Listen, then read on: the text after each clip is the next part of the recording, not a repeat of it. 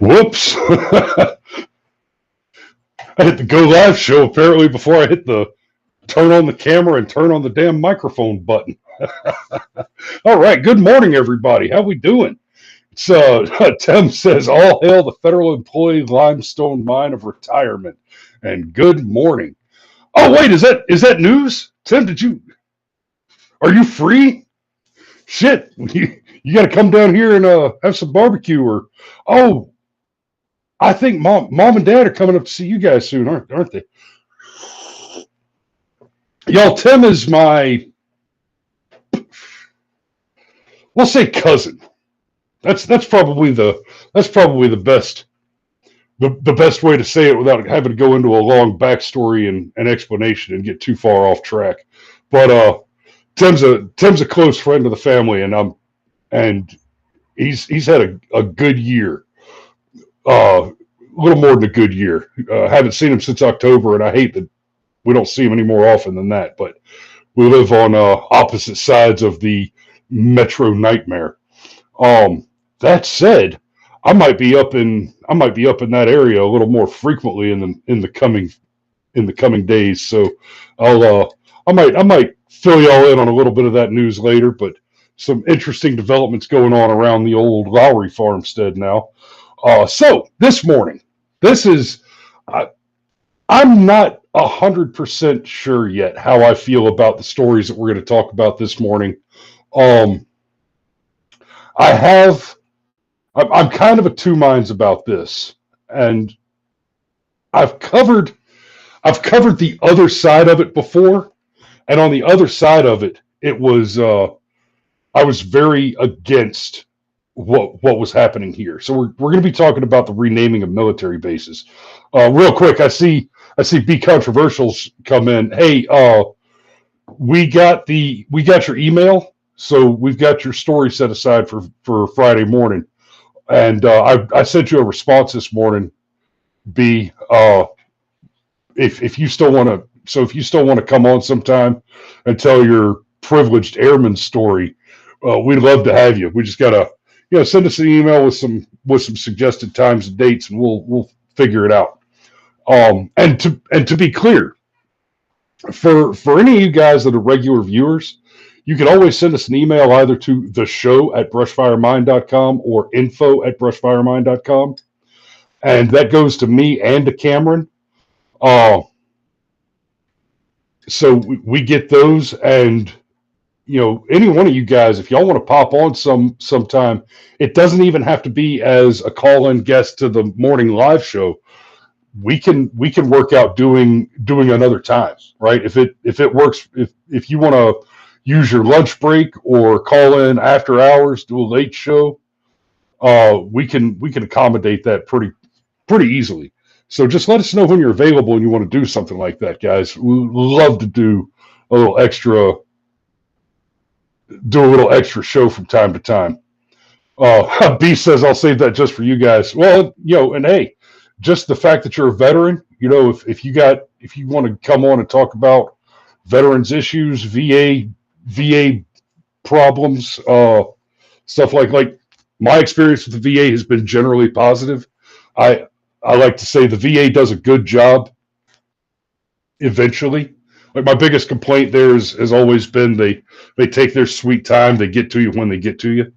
So since I've taken the kind of detour from the topic for a minute, let me say good morning to some people, because I don't always do this. Our buddies Alex and Danny over at the TPS Report Live, who you guys should follow and watch on Monday and Thursday evenings at 9. Make sure you give them a like and a subscribe and a share and a follow over on X and Rumble. And they're back on Facebook now too. But they make it a point to say hey to everybody in the chat at some point during the show. Especially when I have Cameron and Mario on, we usually get to moving through the stories and the analytics and doing the work pretty quick, and don't do the haze every time. So this morning, I see Tim's got first blood this morning.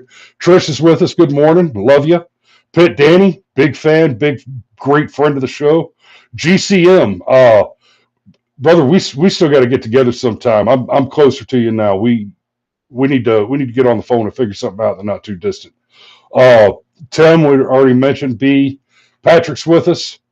Good morning, brother. I assume you're listening on the road. Uh, and there's Megan. Good morning, sunshine, and James. I got Megan and James. I bet you the boys are watching too. So good morning, boys, as well. Good to see y'all all in the chat there. So here's what we're talking about this morning. Defense SecDef Pete Hegseth brings back Fort Bragg name, but with a different namesake. That's interesting.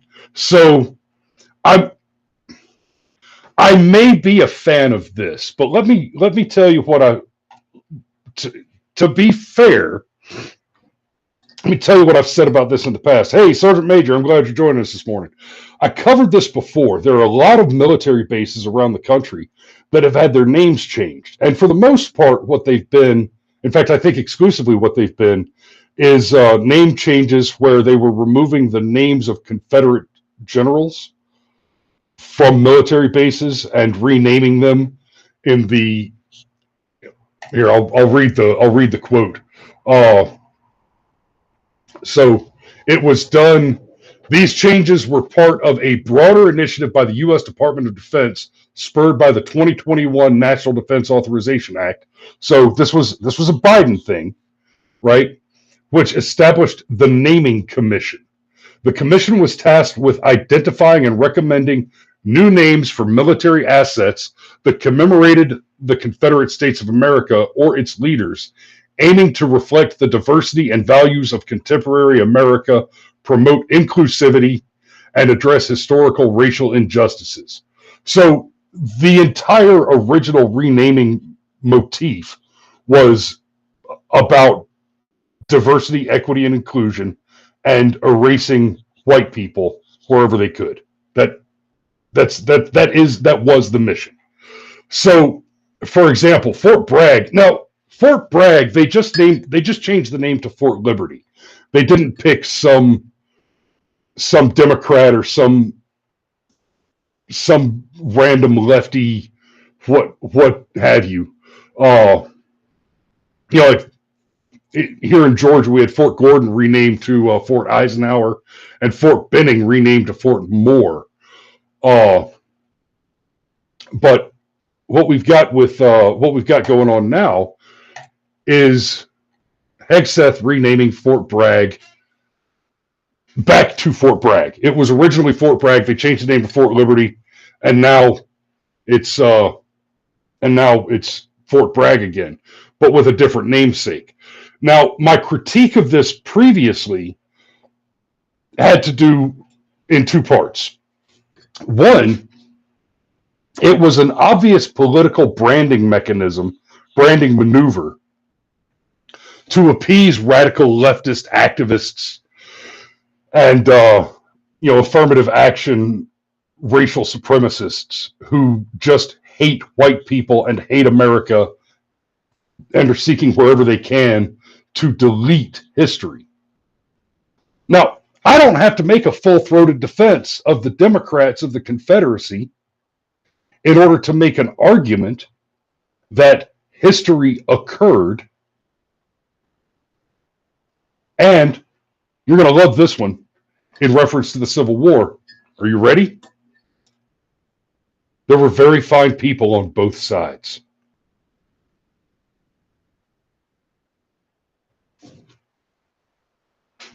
Come at me, bro. So,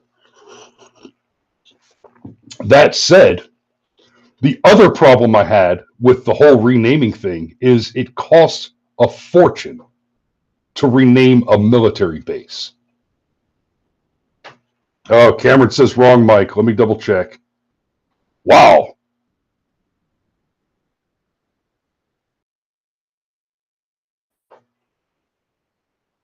You are correct, Cameron. Thank you. Okay, that should be a dramatic improvement. Sorry about the problem there. Sergeant Major says the Army should have changed the names before the Biden administration could do so. The bases were named by Southern Democrats to poke the Northern Republicans in the eyes. That is a fair critique, but let me push back. And this is the same criticism that I have of Hegseth doing this. I hate that the name changes were done generally. I'm a little annoyed, but also kind of happy about Hegseth doing it now. And here's why. So, of course, Doge is the big thing in the news right now because it's slashing fraud, waste, and abuse. The renaming of military bases may not be fraud. In fact, I would definitely argue that it is not fraud per se, but it is certainly waste and abuse. You see, in order to rename a military base, you have reams of paper, signs, maps, everything. Millions and millions of dollars that have to be spent to rename the base. It's not just a matter of changing the signs outside. You got to change the name of the base on all the orders, right? Everybody who's got orders for that base or from that base has to get new orders. Everything that's being routed and might come around to that base has to have name changes done to make sure that it gets to the right place or is associated with the right origin. Except, there's so much logistical bureaucratic nonsense that costs money that goes into renaming a base. To date, the bases that have been, so you got Fort Benning, Georgia, was renamed to Fort Moore. Fort Bragg, North Carolina, was renamed to Fort Liberty. Fort Gordon, Georgia, to Fort Eisenhower. Fort A.P. Hill, Virginia, to Fort Walker. Fort Hood, Texas, to Fort Cavazos, which, why the hell wasn't Fort Hood changed to Fort Walker? Come on, Texas Ranger. Fort Lee, Virginia, renamed to Fort Greg Adams. Fort Pickett, Virginia, to Fort Barfoot. Fort Polk, Louisiana, to Fort Johnson. Fort Rucker, Alabama, to Fort Novosel, right? And I mean, but let's be fair. Novosel was a CW4 who Medal of Honor recipient. Okay, good stuff. Sergeant William Henry Johnson, World War I hero, taking over Fort Polk. Medal of Honor recipient Colonel Van T. Barfoot. A lot of these were renamed after legit military heroes, and that's something. But as a justification as a justification for spending millions of dollars, like Sergeant Major says, it's only a few $1 million. Yeah, it's only a few $1 million per base. So I'll say this about Hegseth doing it here, and this is why I'm of two minds on it. He's still going to spend the millions of dollars. And I'd rather he didn't. Generally, I would rather he didn't. But at the same time, this kind of goes to part of the conversation that Cameron and I had on air yesterday about the concern that Republicans will often say, well, if we do X, then I'm afraid that even though we need to do the thing in order to stop the bad people from doing the bad thing, if we do the thing, they might take that as a weapon against us in the future. Okay, so in this one, well, they've already done the bad thing. So if I had my druthers, generally, I would say, listen, Pete, just shut the shit down. Just don't rename anything else. That's where I'd really like to see it. But at the same time, what we're looking at is lefties spending money to wave a middle finger, spending your tax money to wave a middle finger at you and just shit right in your face. So on the other hand, this is kind of a case, feels like kind of a case of picking up the enemy's weapons and using them against them. Right? Believe it or not, when we have work to do, when the job's getting done, part of the job is looting the bodies. Right? Believe it or not, there comes a time. I know not all of you watching the show today have had this experience in your lives, but let me tell you something. It is possible to run out of bullets when you're in a gunfight. And that is not a place you want to be. In the middle of nowhere, in the middle of the desert, in the dark, with 7.62 coming in, and you suddenly find yourself throwing your last round of 5.56, let me tell you something, brother. You pick up the enemy's weapon and you turn it on him. To be very clear, that's how I got back. You take the enemy's weapon and you turn it back on him. Now, that said, that's also why, because that's the reasonable, rational thing to do, that is why it's reasonable and rational to have the concern as conservatives that if we take certain actions to stop the Democrats, to stop the wild, evil leftists, like, for example, Wildflower here, the sociopaths, the government leeches, the enemies of the Constitution and all life as you know it. The fact that it's reasonable and rational to pick up the enemy's weapons is why it is reasonable and rational to expect the enemy to do the same to you. Right? And because that is a reasonable, rational concern, a good, ready solution wherever possible is to expend, if you know that you're going to go down, if everything looks as bad as it can look, you cannot hunker down and hide. That's when you need to expend every round you can. Expend all of the ammunition that you can possibly expend. Because every bullet you put into the enemy is one that he cannot turn on your battle buddies. Is a round that he cannot use in his own defense. So all that set up, let's read the article and talk a little bit about the young man that we're naming this after now.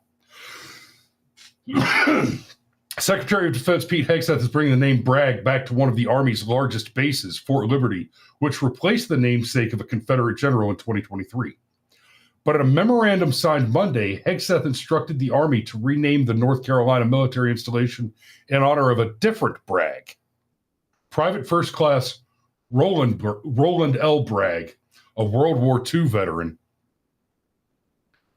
who was awarded the Silver Star and Purple Heart for extraordinary bravery during the Battle of the Bulge, according to a statement from Pentagon Press Secretary John Ulliott. Guys, I don't know if you've ever done this. I had to, when I went through WLC, which is the new name of the NCO leader course. When I went through WLC back in 2011, it seems like so long ago and also like yesterday. One of the things we had to do there was we had to write kind of a term paper, an essay about something of military significance. And I wrote mine on a couple of select Medal of Honor winners, extraordinary Medal of Honor winners. And let me know in the comments, either in the live chat now or leave a comment under this video, if that be something you guys would be interested in, rather than in addition to the live show, kind of video essays on famous, or let's be fair, insufficiently famous Medal of Honor winners. Guys, most of the stories of the guys who've won the Medal of Honor are extraordinary. For Audie Murphy being the most obvious example that comes to mind at first. They went to make a movie about Audie Murphy, and Audie Murphy starred in the movie, and famously in the course of the consultation with the producers and the director writing the script to make the film, Audie Murphy said, look, we can't tell them this, and this, right? We could make a big, cool movie, but if you cover this, and this, people aren't going to believe it. And of course, the director and the producers are like, well, did those things happen? Well, yeah, but well, did you do these things? Well, yeah, but nobody's going to believe it. It was that crazy. Guys, like one of the stories that I wrote about in my essay for WLC, and I can't remember the guy's name right now, but part of his story was escaping from a Nazi prison camp and smuggling himself through France in a pickle barrel. Right? I mean, just so Sergeant Major says it's a good idea, so that might be something worth doing soon, if I have the time. Gandhi says, I love military history, so I know. So I will watch that. And actually, guys, military history, there is a channel that does military history that handles it very, very well. The guy's funny, and I've mentioned him a few times recently, but like I've been watching these with my kids, my little boy Michael especially. The Fat Electrician covers military history. He tells the kind of the unbelievable stories of military history, like the story of the Devil Duck, and the story of Wojciech, the Polish artillery bear. Fantastic stuff. Sergeant Major says I should start with Georgia Medal of Honor recipients. You know what, Dad? That, and I know you know this, Sergeant Major. Maybe 15 minutes down the street from my house is the oldest jail in Georgia. And there's a lot of stuff like that might be the content that I need to add to this channel. I think that might be a lot of fun to go and cover that, figure out what historical society maintains that facility and do that. And we'll just that could make for some great content. Joe Buddy says, my pops won the Bronze Star with valor in Vietnam. He never talked about it. In the description of what he did, he was basically Rambo for 3 days and nights. He got 3 enemy marksmanship awards too. That's tough, brother. That's double tough. That's okay. So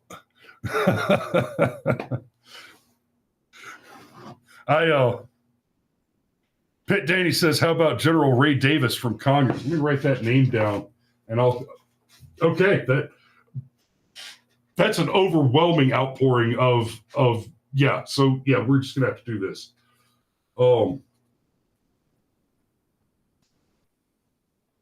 General Ray Davis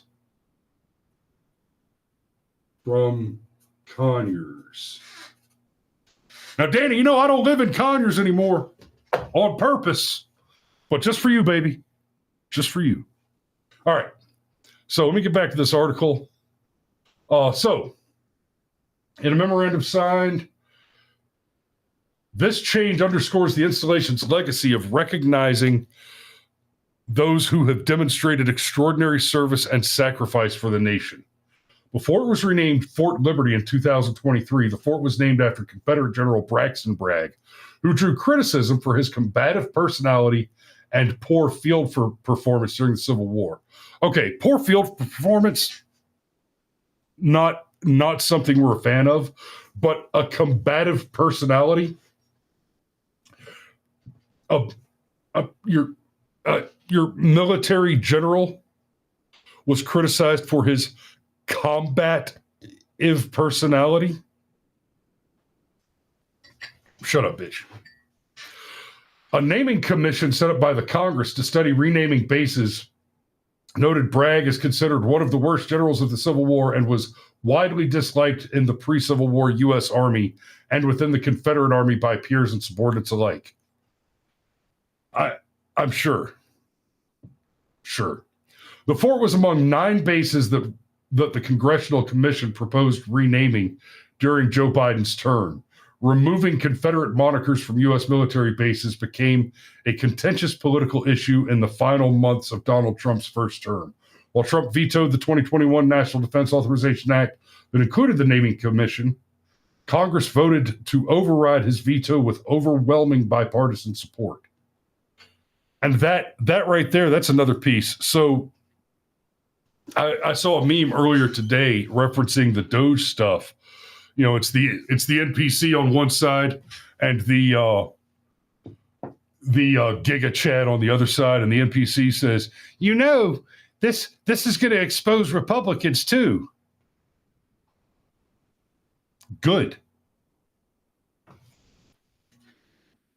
Oh no. Oh God. Stop me.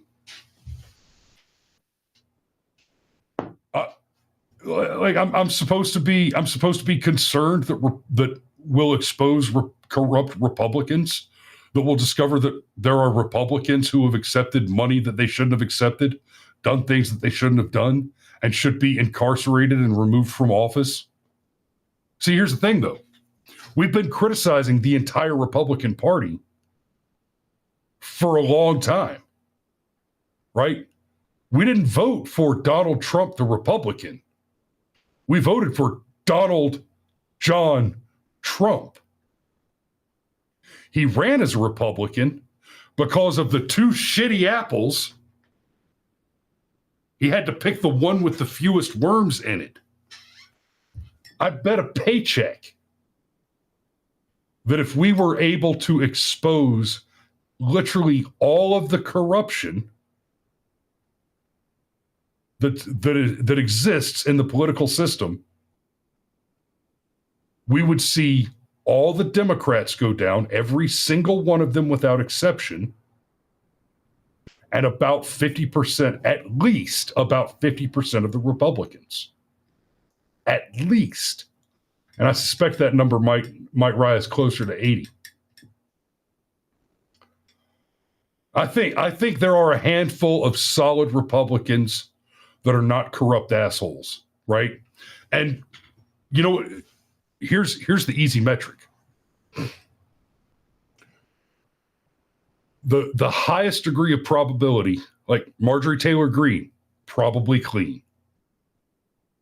Probably politically clean. She's got some questionable weird shit going on in her personal life, but you know, just like Donald Trump, you're talking about somebody who got rich and then went after political office. But you look at your Nancy Pelosi, Chuck Schumer's, you know, you look at these guys, and you look all up and down the Democrat side of the aisle, and you'll find people that either were wealthy because they were born into a trust fund and were essentially cultivated and groomed to be politicians their whole lives, or they went in and then got rich. On the Republican side of the aisle, you can find people who went in and didn't get rich, or got rich first and then went in.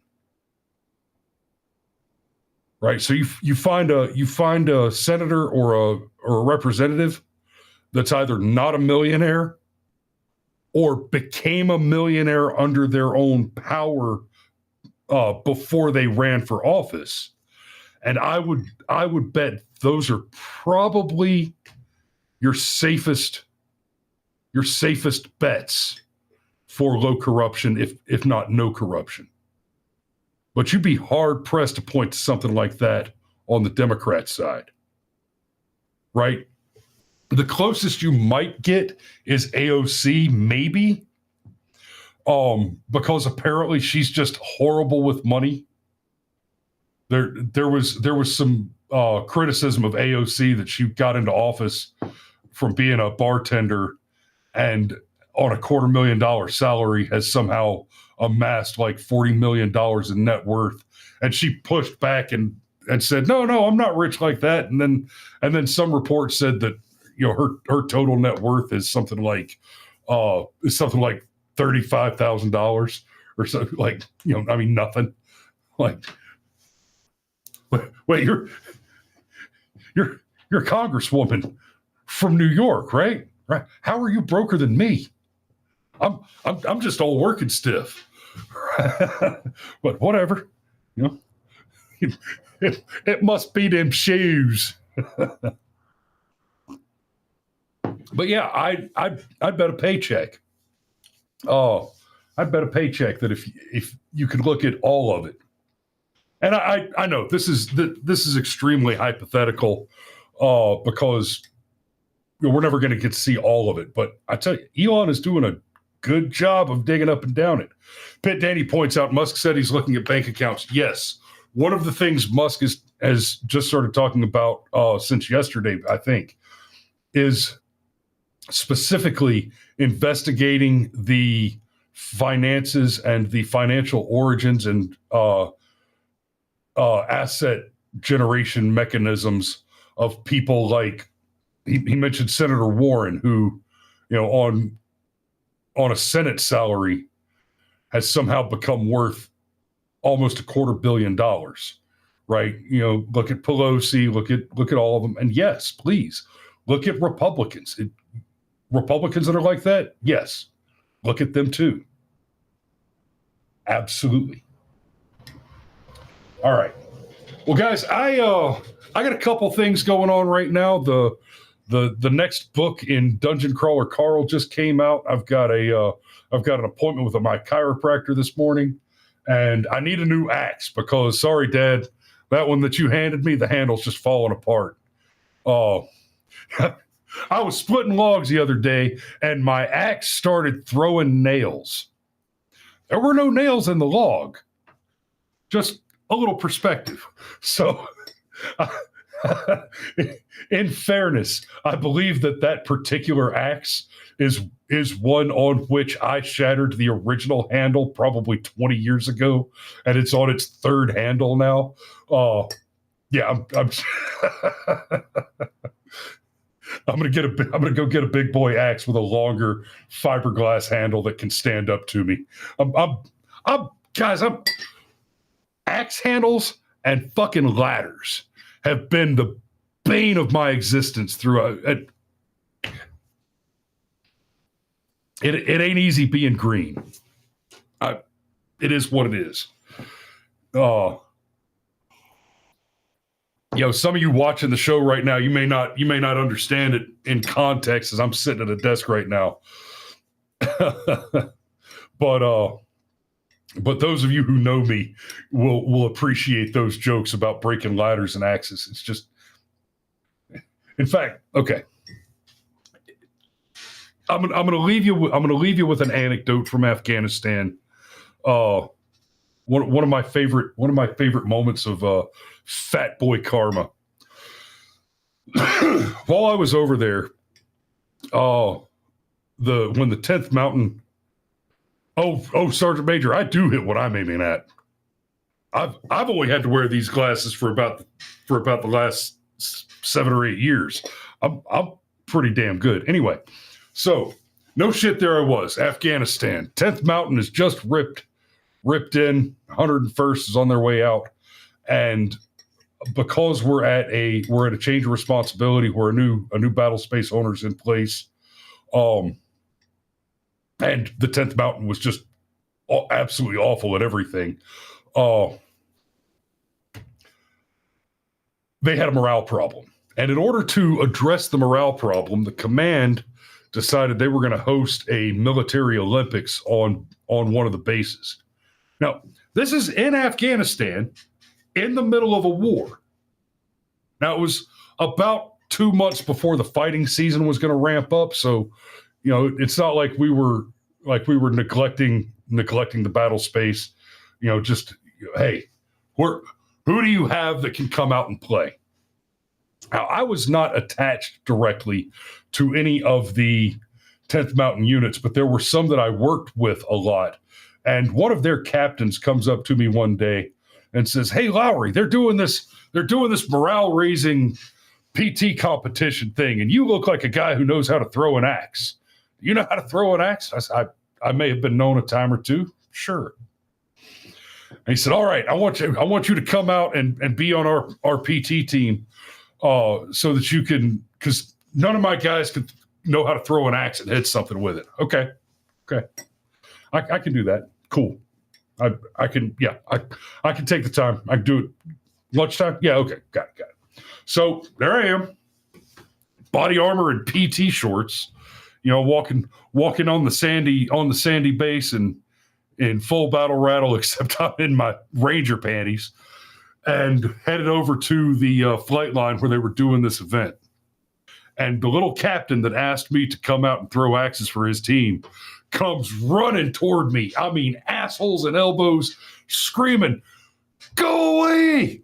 Fuck off, Lowry! Turn around before somebody sees you! Run!" I'm like,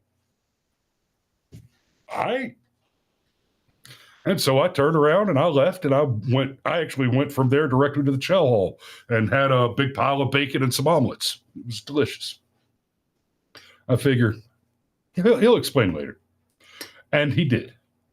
So I meet him back at the skiff later that evening, and he comes in and he looks completely smoked, drenched in sweat, breathing heavy, just obliterated. His team did not win the competition. They did lose the axe throw, but they lost several other events as well. One of which was a log relay, which happens to be a specialty of mine, so I found that particularly funny as well. But then he explained, "No, you see, we got the memo, we got the frago for the rules, and one of the events is a relay litter carry, and the opposite team gets to pick who rides the litter." Oh, I see. I see. So, yeah, I'm 6.5 feet tall. At fighting weight, which is about 40 pounds less than I weigh right now, in full battle rattle, I clock in around 400 pounds, little over. And so that apparently was not the one they wanted, because I'm big enough that the difference between my body armor and everybody else's body armor, most of the body armor weighs between 25 and 35 pounds. When you go from 2X to 4X, there's a massive jump. My body armor weighs 85 pounds. And that's before you put it on my big ass. So I was deeply amused by that, and I'm sure there's at least a handful of veterans in the chat that will appreciate that story who have had to do a litter carry relay race. So I hope you enjoyed that. Like I said, I'm of two minds on the Bragg thing, because I don't like to see the money wasted, but I'm also a big fan of looting the body and turning the enemy's weapons against them. So I'm interested and a little concerned to see how this develops over time, and we'll keep an eye on it. But yeah, that's the story for today. Thanks for watching this morning, guys. We love you, and we will see you tomorrow. I pushed the button. What do you want from me? Okay. Apparently my buttons don't work. So we're still here. I'm trying to turn off the live stream.